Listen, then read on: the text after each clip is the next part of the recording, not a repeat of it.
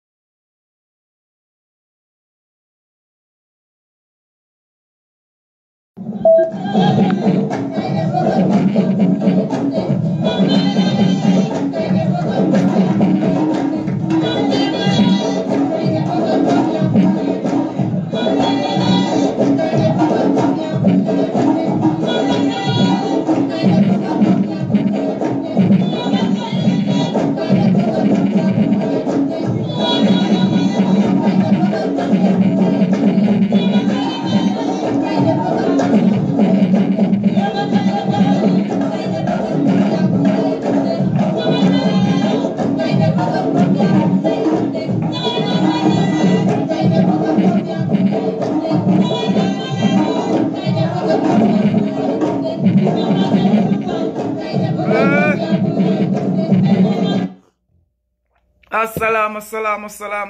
alaikum wa rahmatullah. Cher naa leen yéen ñëpp ku si nekk si turam ak santam di leen jox seen wàccuwaay di leen dalal jàmm di naan am leen jàmm amandoo jàmm si barki Seydina Muhammad nu daal di commencé waxtaan bi comme nu ngi koy defee saa su nekk dalante jàmm xam nga rek waxtaan si ay problème mu Sénégal xam nga ay lijjanteeg ay kërëng-rëng kërti xam nga ñëw fas yéene continuer toujours dans notre logique comme je le dis rek toujours dans notre logique et dans notre ambition hors du commun quoi yéena ma gën a xam mais ñu ngi toujours dessus là quoi léegi man comme nu ma ko waxee je suis à la recherche des fameuses cotisations quoi les cotisations du dimanche là vous êtes tout ana ngeen cotiseurs du dimanche yi yéen laa ñëw seet si les cotisateurs là les cotisateurs cotisés comme nu ma koy waxee ñoo xam ne du leen a cotiser leen et ils sont devenus des cotisateurs cotisés voilà léegi man je recherche les cotisateurs cotisation bu bees ñëw na tegu na si affaire bi comme ni ma ko déggee que nu ngi koy waxee saa su nekk moom mooy lan cotisation nee neen il veut rendre un homme riche ma ne leen nag cotisation boobu lu am fullaak fayda la vous êtes prêt à rendre un homme riche lu am fullaak fayda la mais pourquoi un homme préparez-vous comme nu ma koy waxee préparez-vous à rendre beaucoup d'hommes riches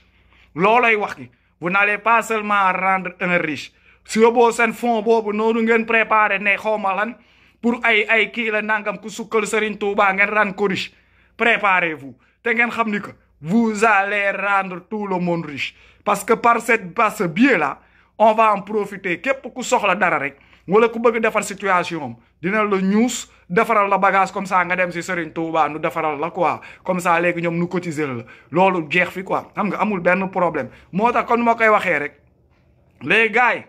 xam ngeen léegi comme que yéen ay problème cotisation ngeen am ay problème kii seen fond boobu noonu fond àndandoo xawma lan taxawu sukkukatu Serigne Touba yi wala shirkkat yi wala dooma xaraam yi seen fond la doomaraam boobu si yóbboo na ngeen ko def à fond illimité ngeen ko def un budget à fond illimité cotisation à jamais finir à vous préparer maintenant nu ngi koy waxee rek à rendre vous allez comme ma ko waxee vous allez en rendre plus qu'un célèbre waaw loolu kay moom bu leen sax sonal seen bopp xam leen ni que kii donc moom mooy nekk premier d'un tout nouveau genre waaw vous allez rendre tout le monde riche gars yi nee neen sénégalais xam nga lan la danoo kii ak nangam danoo bëgg a xolo ku xeex Serigne Touba daa am ay lobby am ay affaire yu koy kii moo tax lu ñuy def nii sax xamuñu ko ils vont sénégalais boobu ba léegi ñu leen di juus nekk si sonn ñu leen di dundaloo lu bon donc yéen boobu pareegoo leen woon cotiser le sénégalais yi pareegoo leen woon waxal kay donc il a fallu que am kuy ñëw reewantalu naan day sukk kenn xamul lan lay lijjanti nu ñuus ko ngeen ne da ngeen def élan lii du waxuma la sa élan de solidarité mais élan de nan laa koy woowee mais élan de ñëw xam nga rek dévergondage quoi élan de dévergondage élan de appel à foutre le désordre quoi xam nga que maintenant les gars n'exécutez plus aucune loi bu leen dégloo ci kenn bu leen toppoo ci kenn dee leen def rek lu Serigne Touba wax ak sëñ bi si loolu ngeen bëgg a woo nit ñi si dëkk bi vous appelez murit yi ngi woo nit ñi si biir dëkk bi à maintenant ne plus respecter les droits à ne plus respecter la constitution et à ne plus respecter la logique des choses léegi ñoom ils appellent que les gens maintenant viennent toujours pour lan topp seeni affaire naa fiq yooyu noonu mar ay taata ki duul si loolu leen bëgg a woo gaay comme bokk na comme nu ma ko waxee préparez-vous et sachez que vous allez nu ma koy waxatee rendre beaucoup de personnes riches parce qu'on va vous casser la gueule bel et bien loolu ne vous en faites même pas on va vous casser la gueule bel et bien quoi voilà l'homme calme waxuma la un président mouride rek de mais xam nga lu tax affaire bi grave on en a eu un président mouride on en avait eu nag un ça Abdoulaye Wade kenn du ko bañal muritam moom daf ko yuuxu fu nekk da ko xeex da ko taxaw moom Abdoulaye Wade murit la woon et on a appris des leçons de Abdoulaye Wade moo yàq Sénégal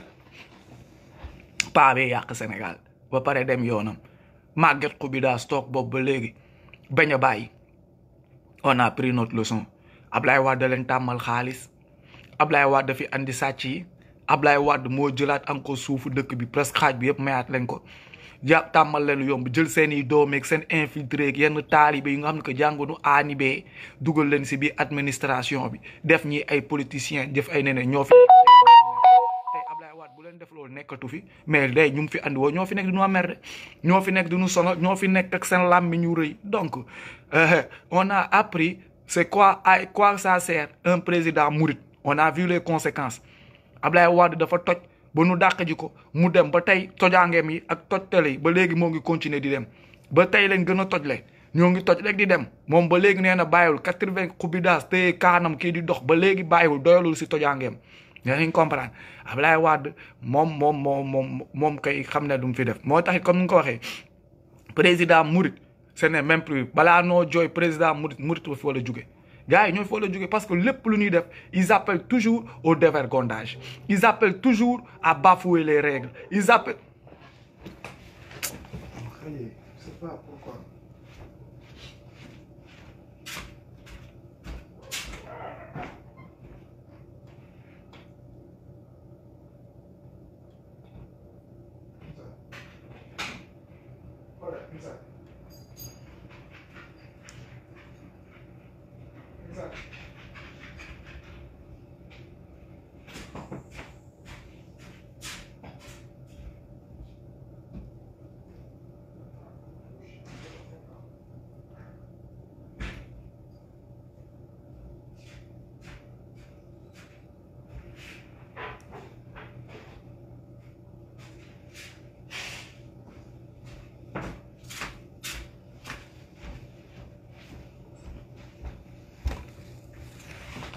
jéggaluwaat bu baax sama gaay comme nu ngi koy waxee rek instant yi nii murit yi ils appellent vraiment à la débauche ils appellent à ce qu'on appelle bafouer les règles à faire ce que bon leur semble si biir dëkk bi sans aucun loi léegi ñoom tey jii nit ñun tey noo wëlbatiku tourner laaj leen ñoom si lan lañ teg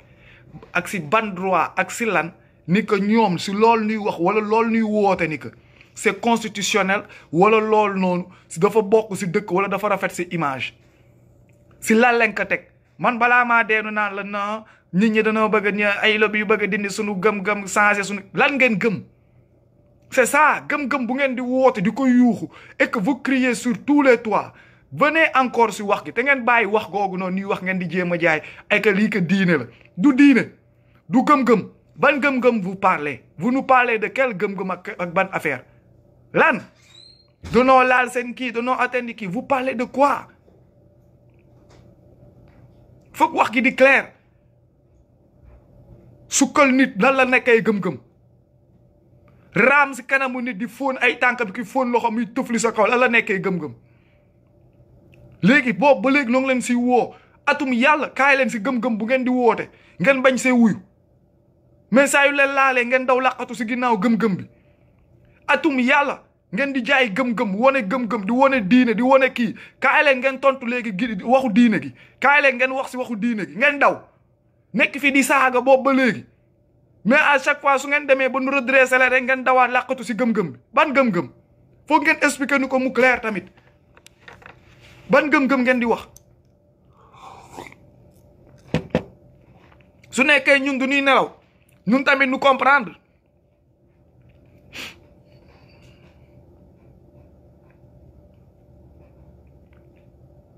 nen waxante dëgg ah non ñii daal xam nga danoo ñëw du leen yónnee ay lobby boobu ba léegi bon balaa maa dee ay c'est ça la wax gi waxu naafiq waxu fainéant quoi waxu seytaane waxu duul ay bi dafa yomb faut mentionner les lobbies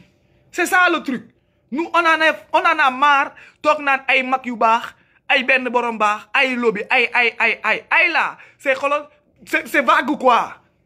ay lan ban lobby ay lobby tàngam sàngam faut mentionner comme ça ñu ngeen di waxal mën a jàmbaarloog yéen jàkkaarloog yéen dafante ko ba mu saf lu ngeen di def da ngeen koy ñeme ñun lu ñuy wax ñoo ngi koy wax mu clair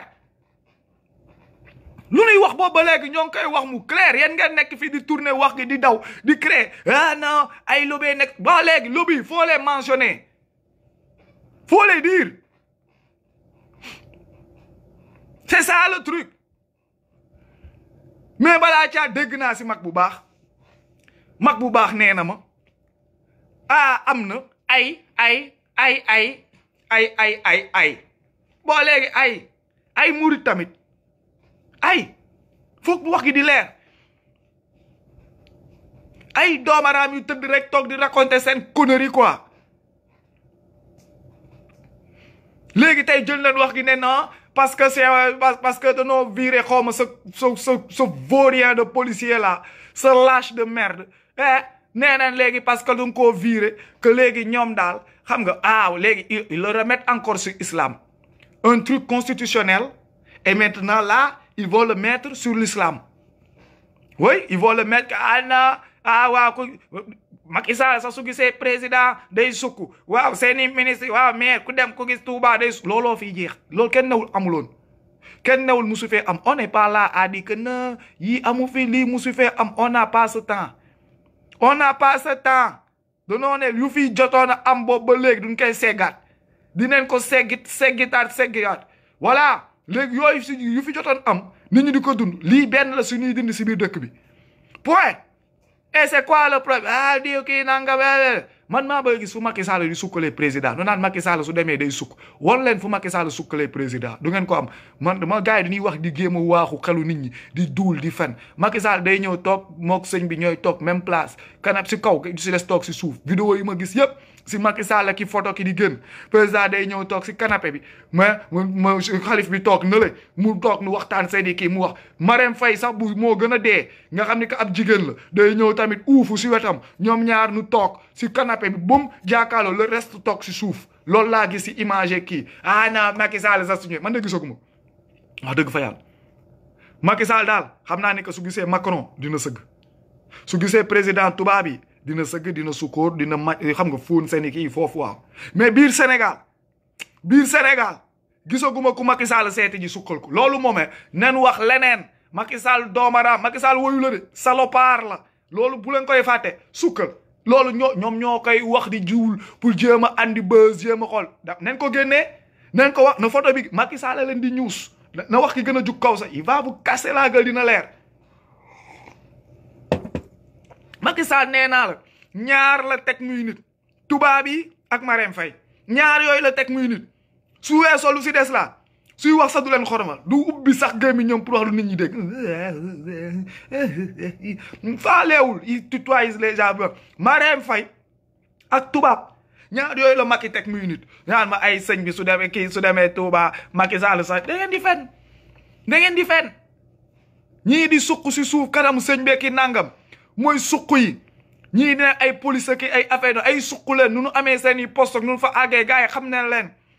en plus tamit police c'est normal majorité bi di suq si kanamu taay parce que police lan la majoritairement gars yi n'y vont pas pour éthique suñu amoon éthique xam lu nu sol lan la xam lu nekk seen mbagg yi seen V yi seen grade yi xam nga galon yi duñ koy xam parce que lan bu ñuy dugg police ils savent c'est quoi la police du ñuy ñëw ak éthique mais non police majorité ñu fay dem xiif fa leen fa yóbbu xiif ñàkk solution pas le choix xiif bëgg lu yomb 6 mois Bango la te c'est la police c'est la plus racaille sax mam nukati waa Bango duñ ko continuer bu mag police seggitu militaire yi la police c'est le seggitu militaire yi am na si ñoo xam ne sax defuñu Bango foofu camp de police leen dem nu tourner loo leen daw loo leen génnee leen teg leen si tali bi ay ancien bandit ancien sàcc ay woyu leen pile ak face la rek donc un moment il faut pas qu'on nous prenne pour des cons ñooñu di dem di sëgg foofu di sukk foofu ba si ministre rek yenn gars yi ñoom ñëpp di ko def ay sàcc leen ñu ko fi def ñëpp ñu fa sukki woon démb yëpp tey ji ni moom leen dàq ji ay milliards ñoom leen dàq ji ay milliards ñoo andi ngandi tur yi sukkatu sëriñ yi ñoo dóor tur yi si leen topp boobu ba léegi di dàqe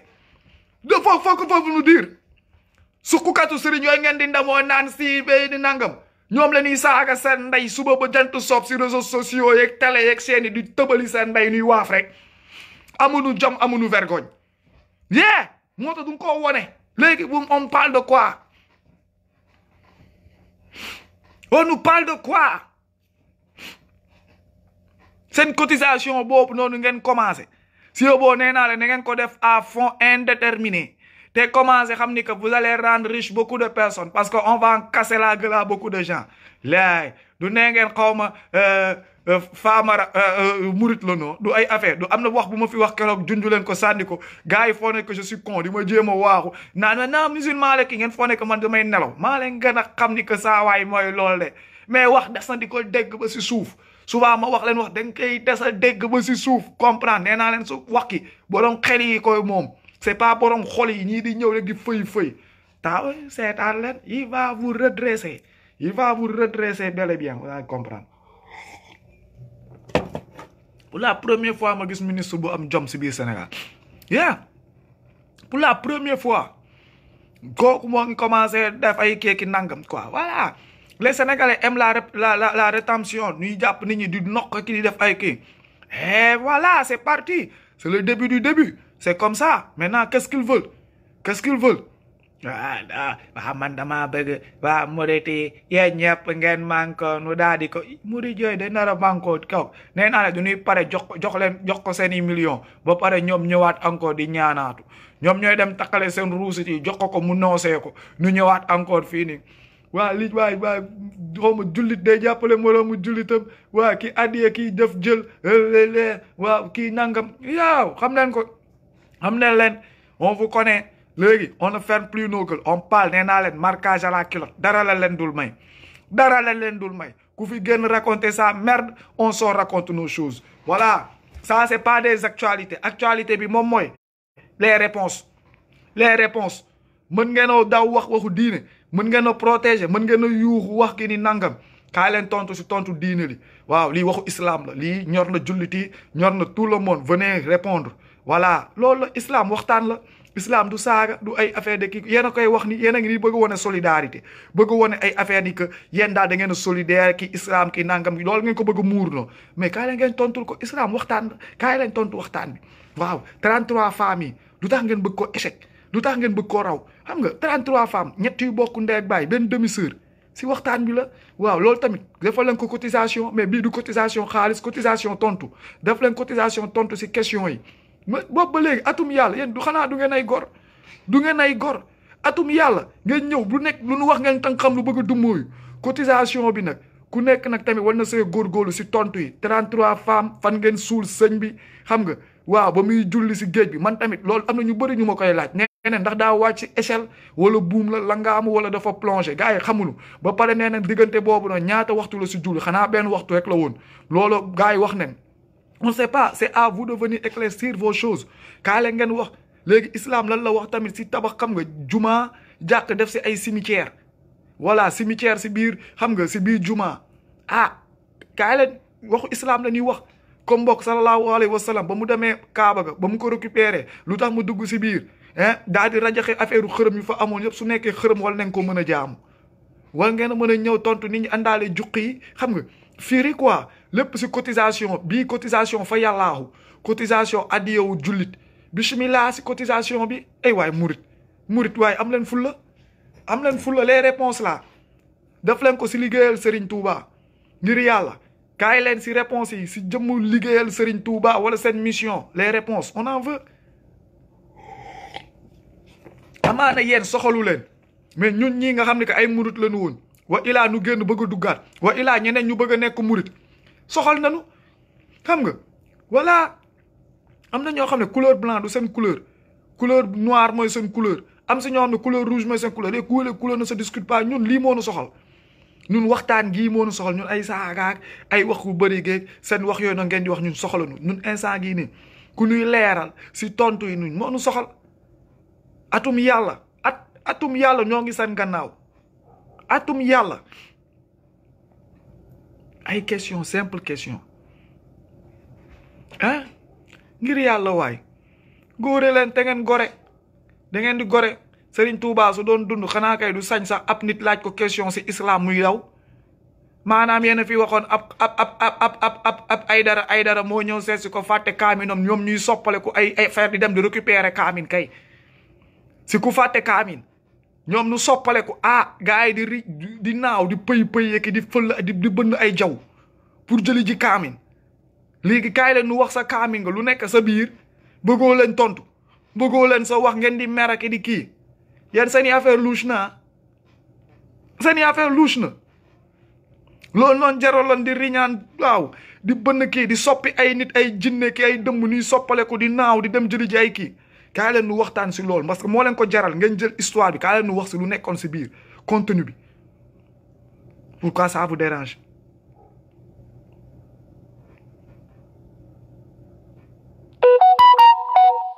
pourquoi ça vous dérange Njaay Moustapha nee na ndeysaan dama laa yërëm ma ne ko billaahi jar naa yërëm ku laajte atum yàlla question yu lu mënul tontu ah kooku jar naa yërëm ku jóge si dëkk boo xam ne ni que les dieux sont confondus danoo am yàlla si kaw yàlla am ay nit on comprend pas bu am hiérarchie wu yàlla bu am benn politique wu yàlla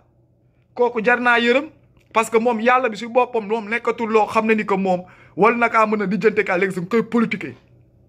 moom yàlla intermédiaire ay yàlla apostrophe quoi point virgule à la ligne soo defee dicté bu ne la point virgule à la ligne tu prends une nouvelle ligne et tu perds toute cette ligne ça dépend foo yemoon si milieu de ligne souvent mu nekkoon ligne boo doon soog a commencé nga xool ligne bi yëpp mu leen ni ko je perds tout cela dans cette page à la ligne mon frère à la ligne jar neen yërëm jar neenoo yërëm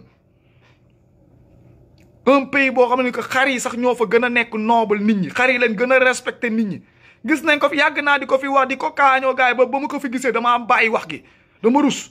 gis nañ ko fi mbaaru xar ak i écran plat ki clim ki ay carole ki mu leer nañ ko am na ay nit ñoom say bâtiment leen dëkk si ay bâtiment Sénégal un pays boo xam ne xar yi sax leen gën a teg nit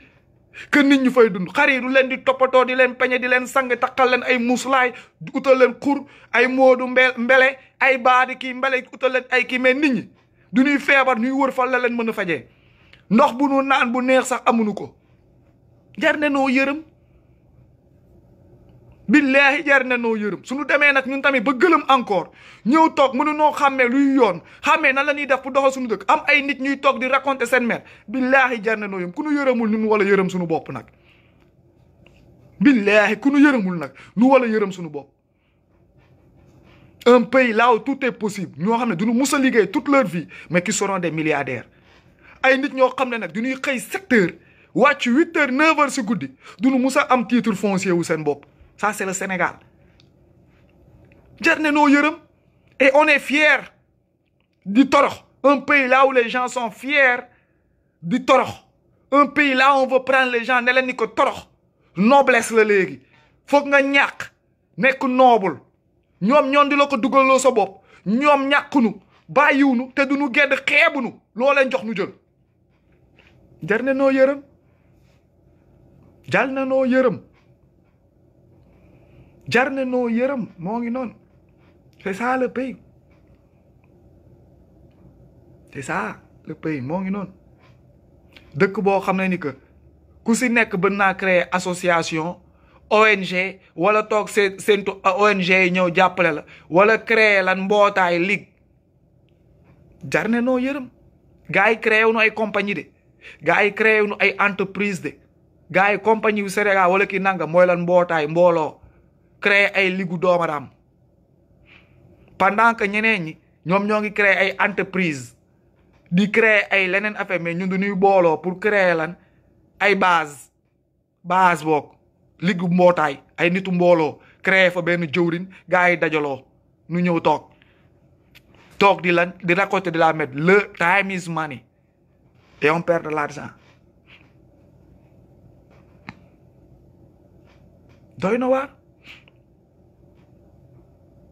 doy na waar léegi nag comme nu ma koy waxee rek su gars yi demee ba ne duulu 33 famille que ñun ñoo ko duul c'est encore heureux comme nu ma ko waxee day wane ni que seen xol bi mettit bi ba fu mu toll moom moo waral ñoom nu génn lim ñoom seeni 33 ñoom seen bopp wëri ji seeni 33 recensé leen def ko si papier tey nu wax si nu ne ay duul la seen naqar la rek nañ dem ñoom seen bopp su leen tollee foofu nañ dem recenser seen i xam nga seen cheikh yeeg seen sët yi xool seen i ndey ak seen i maam ak fu nu bokk c'est tout jéem a xam bu baax su nu bokk léegi nag nee na ni ko waxu julli si géej gi ay duul la ko danoo duul julli si géej bi ba léegi baax na nañ xam ni que rek ñun doon fay judd nu duul nu ko nu duulaat ko ñun dañoo jottali lu nu wax ñun suñu demee nag ba waxaat ko ñoom nu bind ko teg ko te léegi si ñun suñu gémmiñ lu nekkee ay duul waxuma nag si gémmiñ ak xel ñu ko bind ak ñu ko fi teg ba mu ñëw dugg suñu bopp ba ñun tey ji ni nu wal koo mën a wax di ko laajte wala teg mu doon ay duul man donc xalaatuma nag ñu ko dugal si bopp nit ñi je n'arrive pas à y penser quoi parce que je vais me dire que non comme boog ñoom su nekkee ñoom waxuma la ay duul lekkee mais nanga mais donc ñoom ils sont à un autre niveau parce que julli si géej ba am na ñu ko yëg ñoo xam ne balaa may judd sa deeneen demaaleeg moom man ma judd ñëw dégg ko julli si géej dégg naa fi 50 mètres de profondeur diggante si jaade beeg suuf si si diggante Guinée Bissau Guinée Conakry léegi ñaata waxtu la ban waxtu la woon ki nangam fi ñëw dégg naa fi tisbaar du fa julli fajar géej gi day lëndëm du fa julli timis ak géej tamit day lëndëm mooy lool nay leer en tout cas léegi ñoom ñu wax seen i affaire teg seen i kii créer toute une histoire une thématique derrière un homme pour le rendre saint tey nu jëlaat wax gi di ko teg bu mu am ay leeral parce que nag lu waral loolu mooy 1927 démb la quoi yàggu fi yàgg yoo xam ne ni que wal nañ fee fàtte ba naax ba kii démb la du lu fi amul lu fi mën a réer archives yi sont encore frais papier yu ñu si bindee xoolal dara nëbbu si maxul amul démb la gars yi génnee nañ fi ay histoire Milan ay déggu ma la firaaw na gars yi dañoo loqati fu mu ne génnee ay écrits yam génnee ay waxam teg ko ay Toutankhamon déggul ma ay Kanka Moussa ay gars yu gën a yàgg Serigne Touba laa lay tegal yoo xam ne ba nu dee ba gars yi doon du leen loqati génnee ko génne affaire donc 1927 démb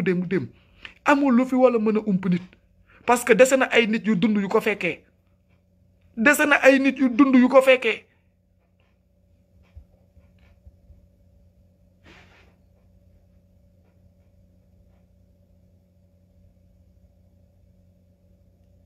léegi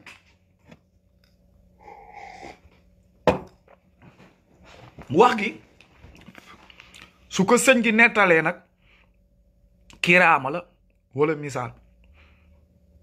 su ko nettalikat yooyu noonu fenkat yooyu noonu nettalee boobu kiraama la wala misaal ay ëskay ngay dégg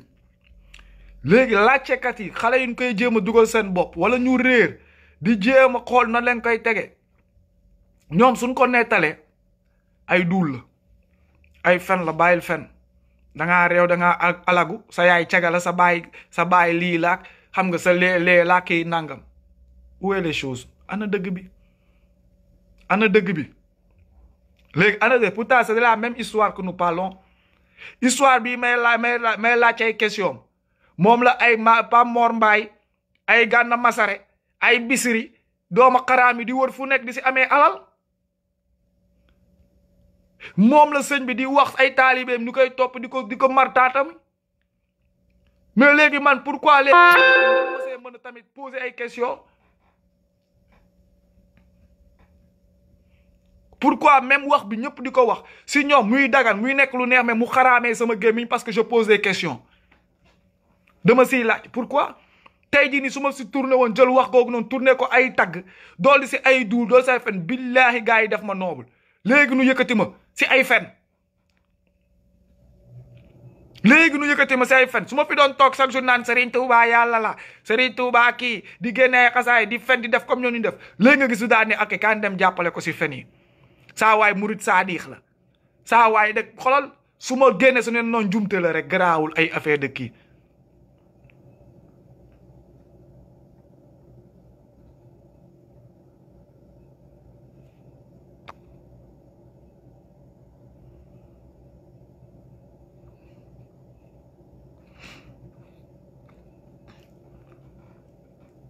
Aboubacar Sadikh loolu Mourtala du si tontu Mourtala du si tontu xam nga Mourtala comme ni ma ko waxee du tax du tontu si waxu góor jigéen bi taa yi nii défier waatoon naa leen wax leen ne leen Mourtala du wax si affaire góor jigéen parce que les taux se resserrent Baye Fall góor jigéen yooyu noonu nii jooy ki nee naa leen seen cheikh yi ñoom seen bopp daa am ay góor jigéen loolay wax gi ñoom si seen bopp daa am ay góor jigéen Mourtala su waxee tooñ ay propre mbokkam am say gi ni si gis seen bopp moo tax mu noppi ñemewul wax Mourtala instant bi lan lay dund nii dernier last time best life am Mourtala enjoy dund topp taatu xale yi la nekk waxu góor jigéen bi du si wax ñoom parmi nga waay xoolal rek waaye les images ne mentent pas da ngay xool télé bi bu baax nga xool leen ñoom ak seen i déguisement ak seen i manière xoolal rek faut bien regarder nous sommes pas bêtes Aboubacar yow moom nante nga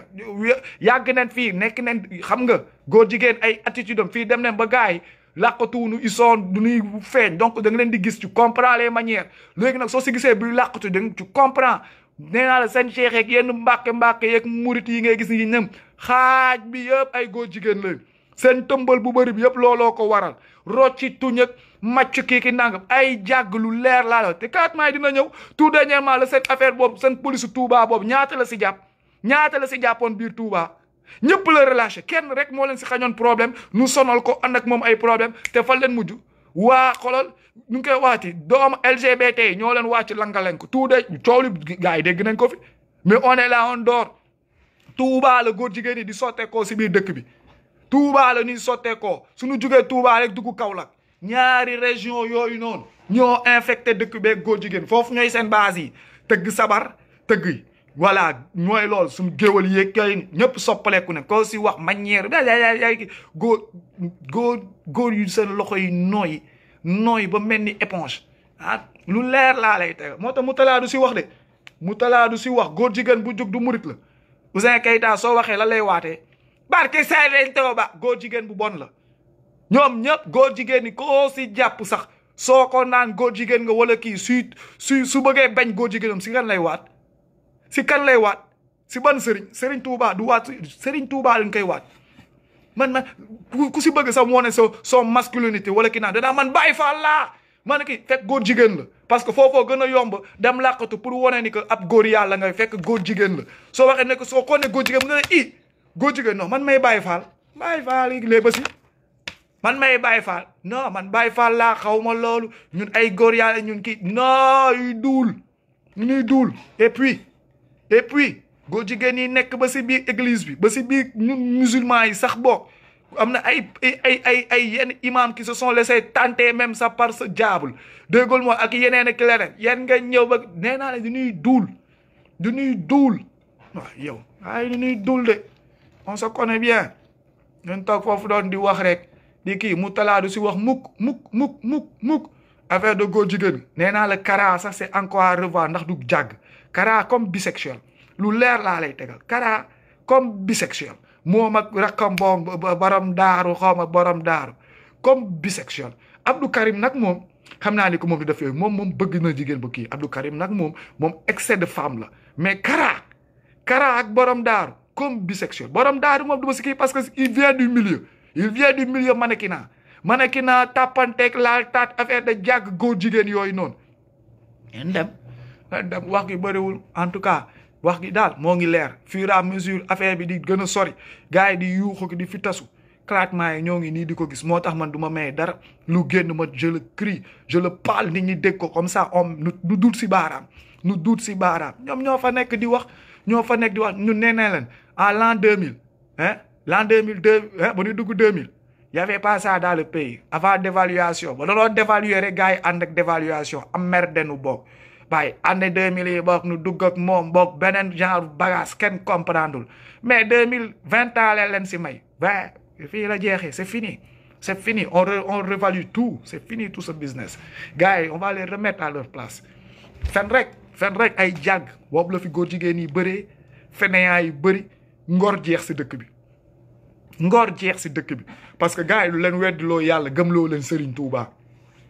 waaw te yàlla mënulu leen dara te Serigne Touba moo leen di yóbbu àjjana loolu la gars yi jël def ko si bopp nit ñi yàlla mënulu leen dara que yéen Serigne Touba moom moo mën ay kii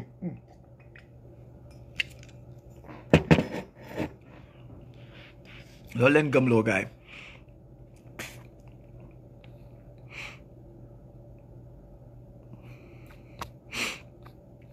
moo leen di xaar instant gii nii su ngeen bëggee sax pour seen licci boobu noonu ngeen di cotiser hein seen licci boobu noonu ngeen di cotiser pour rendre les gens célèbres hein su ngeen bëggee sax seen licci boobu noonu nu jàppale leen yéenay bañ de la foog ne ni que nii mën nga la ñu ndekki fii ngeen di xool nee naa leen tey ngeen di waaru si àdduna da ngeen di jaay kon rek tey rek ngeen di waaru si àdduna yéen tey nee naa leen lii di leen dal nii seen tuwo musoo leen ko non tey rek ngeen di waaw da ngeen toog di jàpp seen bopp yi di ko téye di ngeen xam nga nga naan ay njoñ bii paa nag seen njoñ yi di ñëw génération bi ay dërëj lay nar a doon original wëñ du si dem dara du si am da ngeen di jël wëñ di ko lët mais bii paa ay nit ñuy toog di baram seen bopp yi ba mu njoñu leen yi gis di ngeen toog di ko wañal seen bopp laa leen wax ba bopp bi yëpp njoñu nag benn yoon mu jeex parce que on vous lâche pas on ne vous lâchera pas te on veut bien voir wax gi du yem si waxu kii nii de yéen moomee sénégalais yi fu nu amnésiqué ba lu xew nu fàtte ko man dama leen ko promettoon depuis daaw ne leen samay question tant que répondre leen ko man maay kuy make sure boo xam ne kenn du leen fàtte vous allez être comme ça en pesanteur devant le public nii du ma bàyyi kenn fàtte leen ba nuy fàtte di seen non l'histoire mouride la dama si téye ba jour bu réponse di ñëw di ngeen xam ni que maa leen gën a réew ba muy commencé c'était 1 an dégg nga 1 mois léegi nous sommes 1 an nous sommes presque dégg nga moi nous sommes presque 1 an déjà c'est vite passé mais personne ne vous oubliera ça va rester là coow lii nii nee naa la bis buñ si pare même ñu ko jotuloon fekkee que suñu leen ko raconté ça va être quelque chose d'extraordinaire dinañ toog ne la sunu maam yu ko bëggoon teel a commencé yu ko fekkeewul xam naa ni ko fu nu tëdd seen bàmmeel yi ñoo ngi fittasu laa la wax ki di ree billaahi vrai borom baax yi ñoo ngi ree te si par ce combat sax man xam naa ni que dimbali naa Serigne Touba sax mu fudd tuuti parce que instant gi par leeral ay bagaasam sax wax kii nii il a un peu de l'esprit calme si bàmmeelo moo ngi fudd maa ngi koy dimbali sax moom si boppam mu fudd tuuti parce que paa bi lu ngeen ko yeb si fen lu ngeen teg si mbaggam nee naa la lu mu naroon plaidé yëpp soo leen xefle mu agréer parce que lépp lu ngeen ko tegal si ay fen lépp lu ngeen duul si ginnaawam topp si ginnaawam fenkat yi paa bi nar a dem ba àgg si kanam bi yàlla ñëw wala plaidé réer ngir coono gu bëri fen yu bëri yu ko topp billahi wallahi toog leen foofu noonu di wax duma leen may dara da ngeen bëgg cotiser on va vous donner de quoi cotiser billahi on va vous donner de quoi cotiser yéen xaar leen yéen kay xaar leen du yéen a ngi noonu woote démb la 2 di woote ay 18 safar nuy wax ngeen naan yéen yoo leen di xaar rek man de je suis là yàqamtiwuma nee naa leen course gii du sprint marathon la teppal rek dineen àgg fu nu jëm dàqante wonoo kii yu teppal xala comme ay vrai gars Kenya ay kële li saa bekkale ay bekkale waaw ñun bekkale bi ndànk rek ceka course de fond on va y arriver yéen toog leen foofu na Serigne Touba bàyyi leen paa bi te ngeen ñëw waxu yàlla bàyyi leen le vieillard là venez parler de cuku yàlla quoi parler de la religion c'est ça parler de la religion ça seen kenn décoré xamuñu dara ay cheikh ay kii ñu woote fi diine xamuñu dara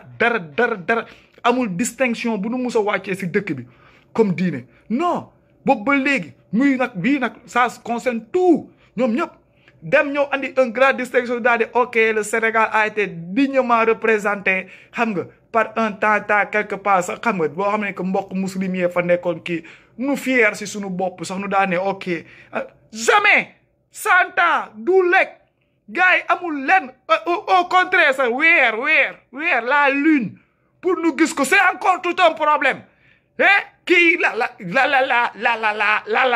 ñu génne ñu gisoon ñetti weer ay gars yu cataracte ay nit ñu ñëw léegi tey yéen nga ñëw bëgg doo wax si diine yi quoi mais non mais Sénégal mais dis donc lu non ouais c'est extraordinaire C'est vraiment extraordinaire.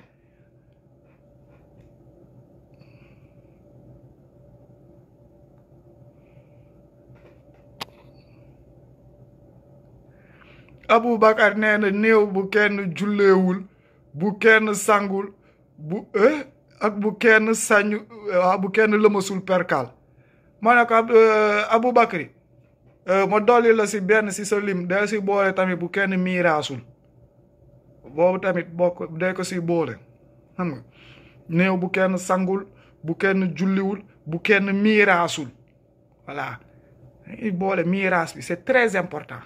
miiraas bi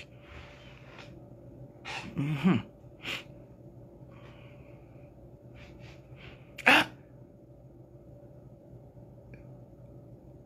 non billahi cotiser nous on va cotiser donner à Macky Sall ay liif man Macky Sall waroon ubbi fond Macky Sall rek waroon ubbi fond yooyu noonu day nekk fond yu may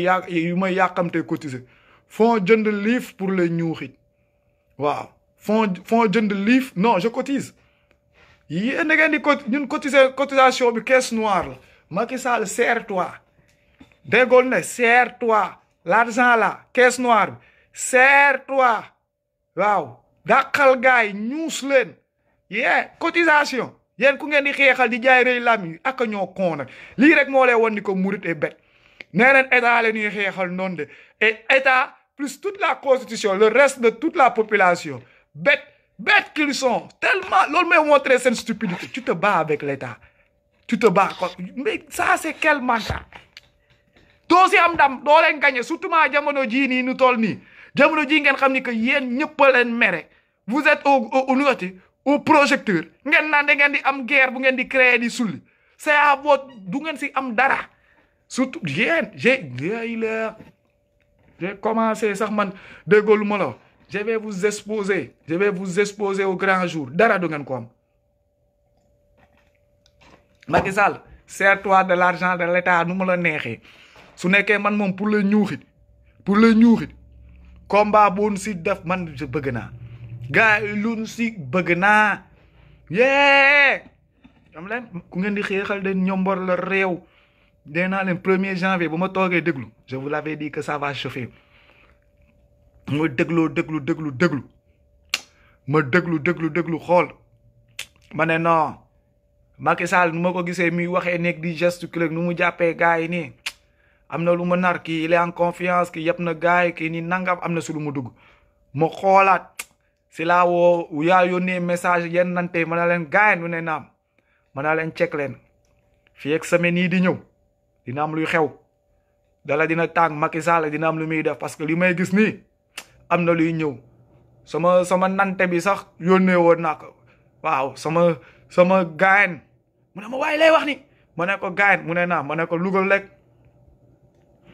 doxunu tuuti nga gis affaire yi commencé kii boobu ba léegi ma tekk rek di seetaan parce que su action amee tamit ngay wax day yàq lépp da ngay bàyyi nu xool ndax gaa yaa ngi suivre tamit di kii gaa yi naan kii changé premier ministre kii ma ne yëpp moo ngi ñëw toujours premier ministre suñ koy changé di teg wala ministre de l'intérieur wala affaire yooyu c'est parce que ministre bi si diggante mandat am wala kooku lu mu jotoon def il a créé trop d'affinités il a créé trop de choses yoo xam ne ni que on n'arrive plus à le cerner léegi suñ ko daanelee rek toute cette pyramide tombe kuy ñëw tamit day àndaale pyramide bu bees day changer waat beaucoup de position moo tax ba ma gisee loolu rek laa ne ëpp Macky Sall am na lu mu bëgg def am na lu mu bëgg jàll mais mënu koo jaarale si aali donc am na lu mu commencé seetaan mais moi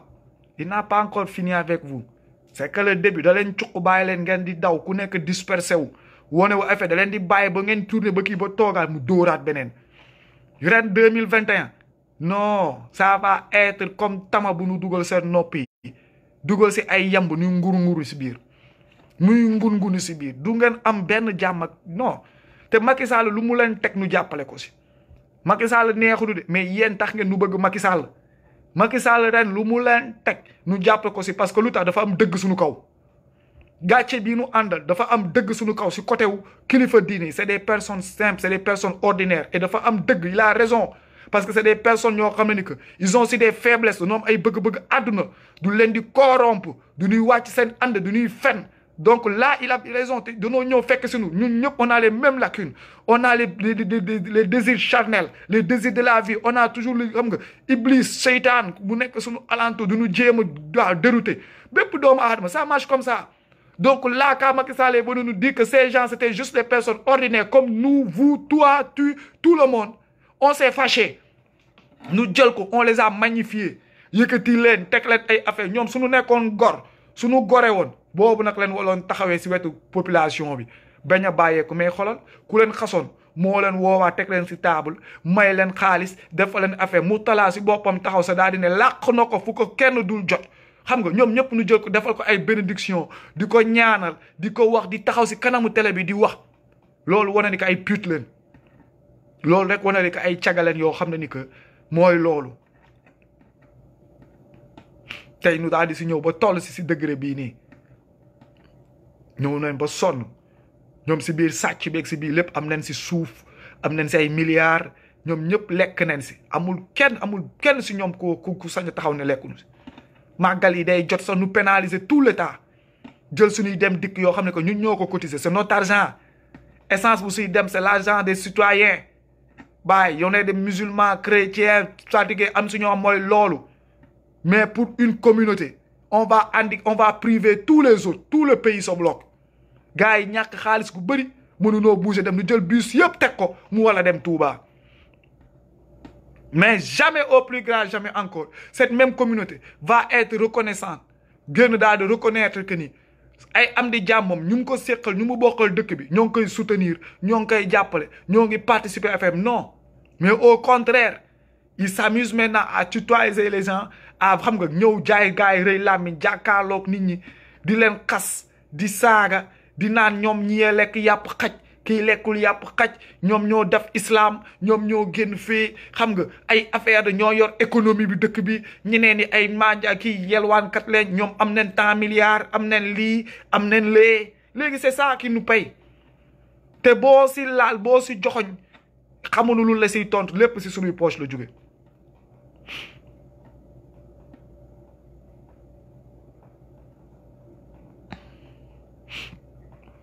hein lépp léegi nous en sommes à quel point nous en sommes à quel point les gars nous en sommes à quel point man nee naa leen le point qui me fait plus mal le point qui me fait plus mal dans toute cette affaire moi le fait que y a des gens qui veulent nous faire consommer cela. Pour ça, man, j'arrive pas vraiment à me retenir ou bien à me ressaisir.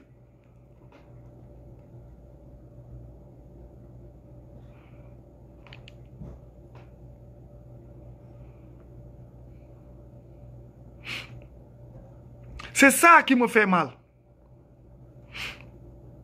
Ay nit yo xamna ni que ñom ils veulent nous pousser, ils veulent nous forcer à consommer cette merde. Si nan nu ay fii leen ko fekk suñuy culture ban culture ban cosaan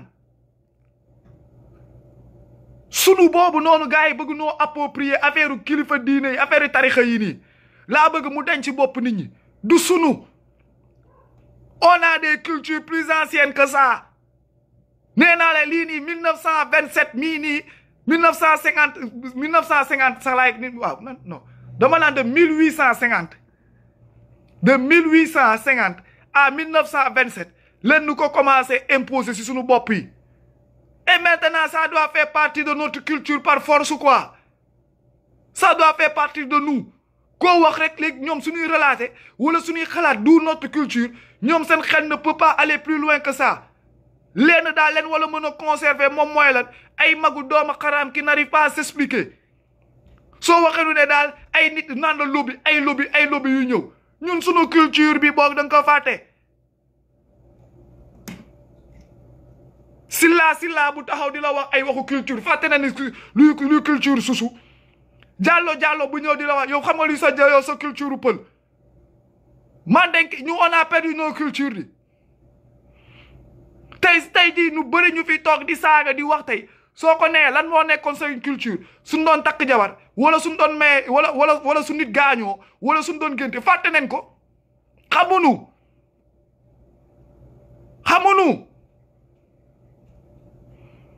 y a beaucoup de choses dans nos cultures yoo xamee que gars yi yéen tey ngeen ñëw naan nu lan mooy culture wala lan leen wala sàmm ay pas doomaraam ay pas délinquant ay pas lesbienne wala laa koy wala góor jigéen yu con yoo xam ne ni que toog fii di yuut rek mënuñu sax wax gu set seen fra yu sonn toog fii ni di emmerde nit ñi ngeen ne léegi ñun loolu daal leen wala conserver c'est ça qui est à conserver c'est ça qu'on doit mettre dans les bibliothèques wala c'est ça qu'on doit raconter c'est ça l'histoire pendant que Maba Diakhou s'est battu pour nous pendant que nous avons des Thierno Souleymane nous avons des Omar Foutiyou Lat Dior nous avons Samori.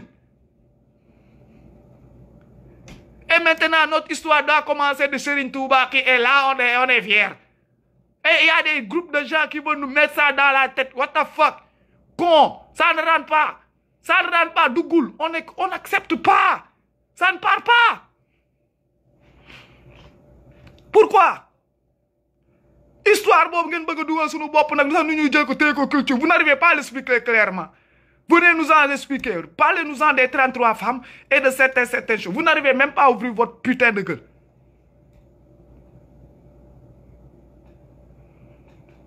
Vous n'arrivez même pas à ouvrir vos putains de gueule. Et maintenant, là, vous nous accepter comme ça, comme des cons, bras ballants, nous toquer, ok. Comme l'histoire de Père Noël, quoi.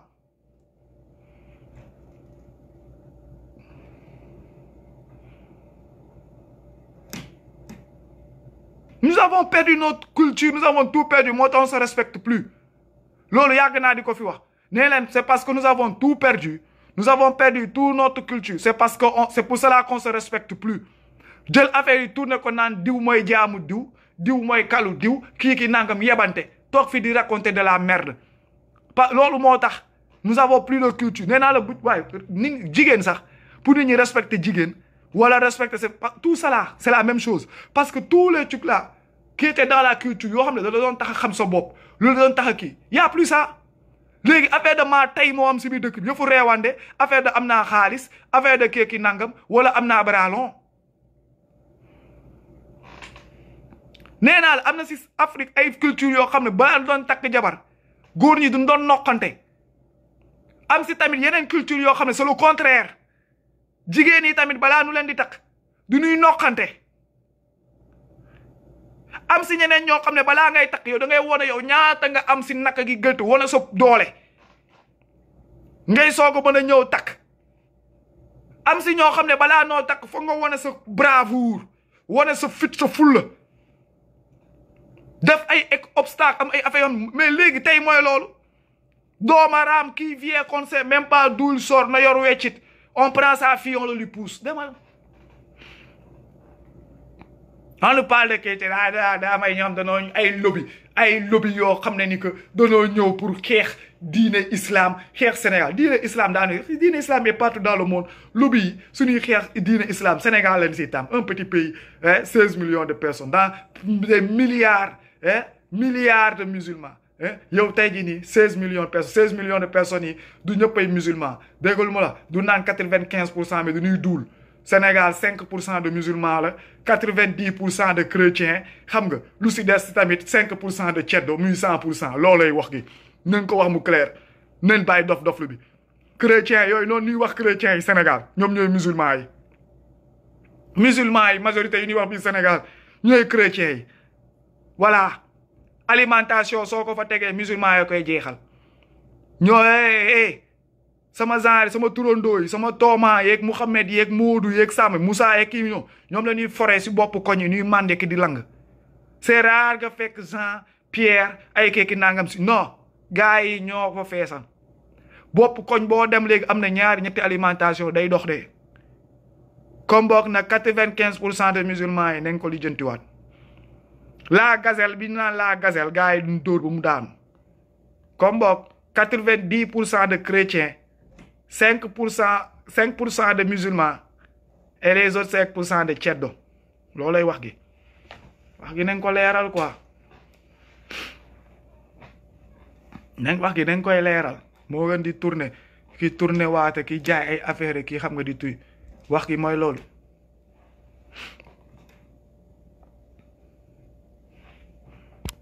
léegi nag comme nu ma ko waxee sama gaay Mouriti comme que jug ngeen pour def la ligue des cotisations ligu jug dimbali gaay yi di sukkal Serigne Touba wala gaay yi di nan laa koy waxee di braver l'interdit gaay yi nii am ko ñoom ils s'en foutent de la constitution wala lu nu wax ñoom nu def leneen comme que si loolu ngeen di dox si boo seen fonds yi ngeen di cotiser na ngeen ko def mu jaar yoon na ngeen ko dajale ba mu fees del te xam ni que c'est que le début du départ c'est que le début du départ léegi tamit nag lii c'est un petit message de parenthèse pour policier boobu naan ko saawaay xaw ma nan laa lay woy faal njogu xaw ma faal njogu xaw ma faal maxtaar xaw ma faal njaga ñett de laa lay may frère si yoboo na nga yee sa bopp xam ni que Sénégal leen nekk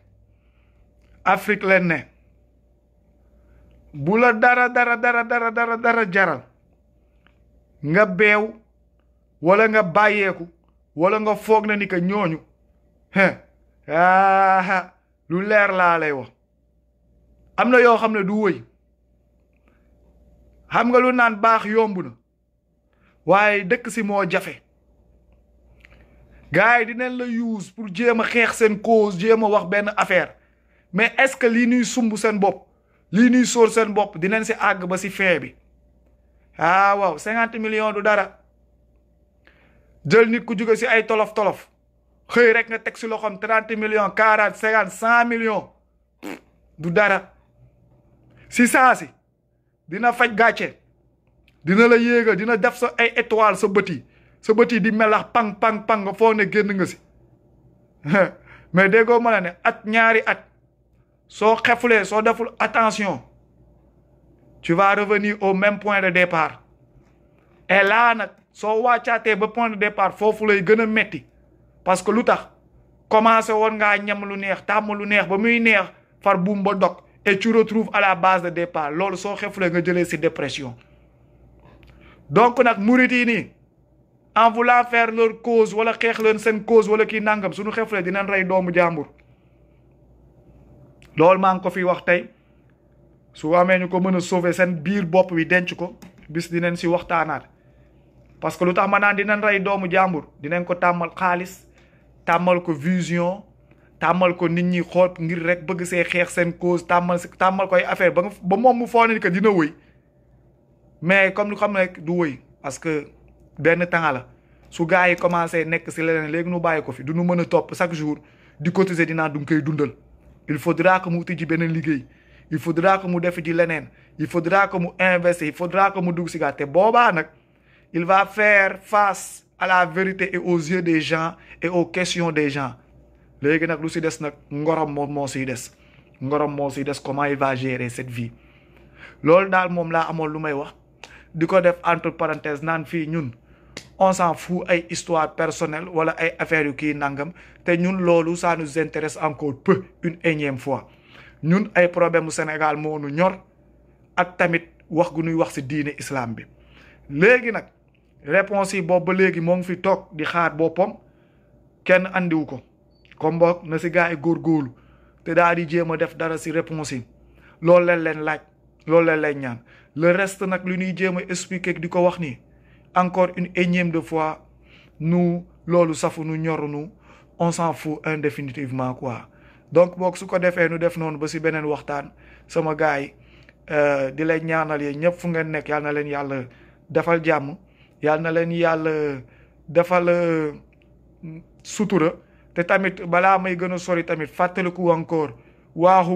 Rouen Touba mooy sunu Rouen bu bees may wax ñuy jéem a waax seen kaaw Covid beeg seen affaire de kii yàlla nañu si yàlla musal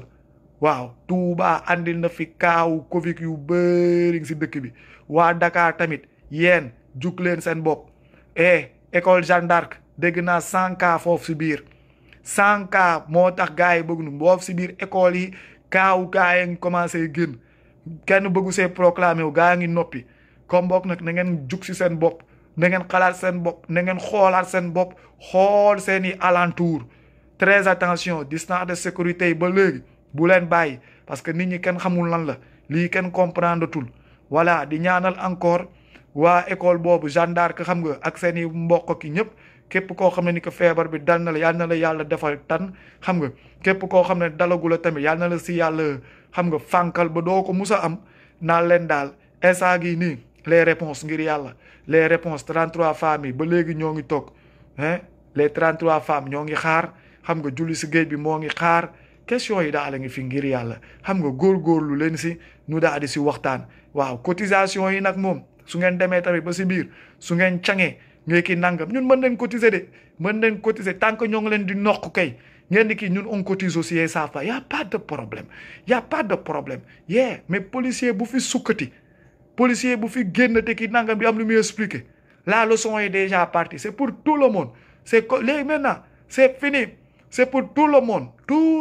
dans le même truc xorom sa ndey exposer sa ndey ba pare tëbal sa ndey waaw dem seeti sa sëriñ Kara le rat sort de ton tunnel Kara ngir yàlla kaay nga wuyu daw du la si génnee de billahi wallahi Kara daw du la génnee si coow bi soo dawee daw ba feje foo génnaatee def conférence nu def conférence foo génnee wax nu wax ñaara mën a am de soit nga génn ñëw li jënti lii wax gi sedd nu bàyyi la nga continuer say bagage soit nga daw foo génnee nu tongali la rek dina la tongali ba nga wuyu si comme boog encore Kara kaay nga wuyu si tey fee góor yàlla da koy ñeme nee nga Serigne Touba ki nangam mooy sa avocat ñëpp wala dem kaso gaa ngi noonu di la xaar caabi bi du xomaat du damm du réer te du yàqu moo ngi noonu bismillah looy xaar loolu leen wax donc encore une fois di lay ñaanal yéen ñëpp naan leen yal na leen yàlla defal tawfiq peace love and harmony di siyaar tout le monde ku nekk fu mu nekk rek fekk la fa naan la jàbb loxo naan la peace ciao